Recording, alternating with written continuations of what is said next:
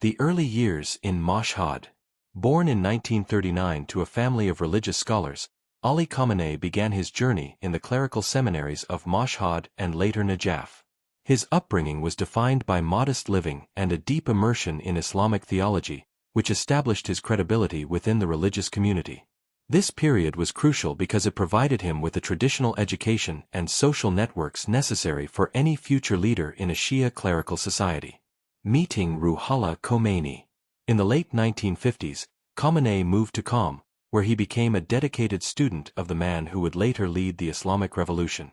This relationship shifted his focus from purely academic theology to political activism against the reigning monarchy. By aligning himself with Khomeini's radical vision of Islamic governance, he moved from being a local scholar to a revolutionary figure within the burgeoning anti-Shah movement. The revolutionary struggle. Throughout the 1960s and 1970s, Khamenei was arrested multiple times by the Shah's secret police, the Savak, due to his subversive activities and speeches. These periods of imprisonment and internal exile served to harden his resolve and significantly boosted his reputation among fellow revolutionaries. His endurance during these years made him a symbol of resistance, ensuring he would have a seat at the table once the monarchy eventually collapsed. The Revolutionary Council. Immediately after the 1979 revolution, Khamenei was appointed to the secretive body tasked with managing the transition of power in Iran. He worked closely with other high-ranking clerics to dismantle the old government structures and establish the foundations of the Islamic Republic. This role allowed him to gain essential administrative experience and influence the drafting of the new constitution, which integrated religious authority into the state. The Friday Prayer Leadership. In 1980, Ayatollah Khomeini appointed Khamenei as the Tehran Friday Prayer Leader, a position that carried immense social and political weight.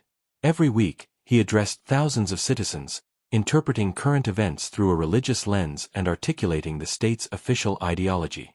This platform turned him into a household name and a primary communicator for the revolution, bridging the gap between the leadership and the public. The 1981 assassination attempt. While speaking at a mosque in June 1981, a bomb hidden in a tape recorder exploded near Khamenei, leaving him with permanent injuries to his right arm. Though the attack was intended to eliminate him, he survived and was hailed as a living martyr by the government and his supporters. This event garnered him deep public sympathy and solidified his image as a man who had literally bled for the survival of the new regime.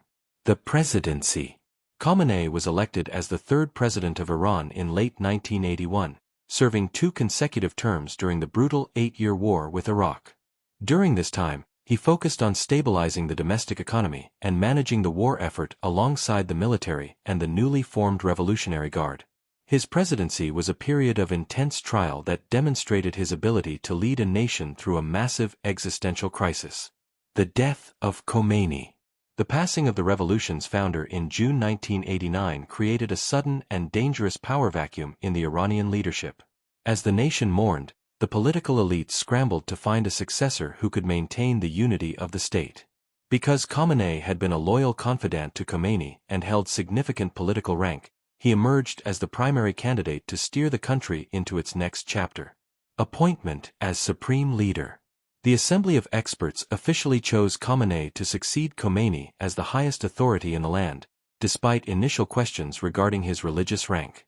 To facilitate his rise, the constitution was amended to allow a leader with his specific political and clerical background to hold the office.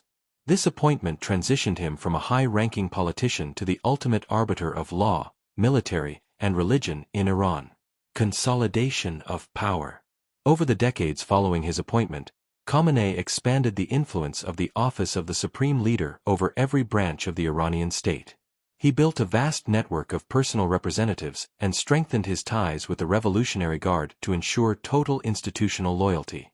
This final phase of his rise turned the position into the central pillar of the Iranian government, making him the longest-serving leader in the Middle East today.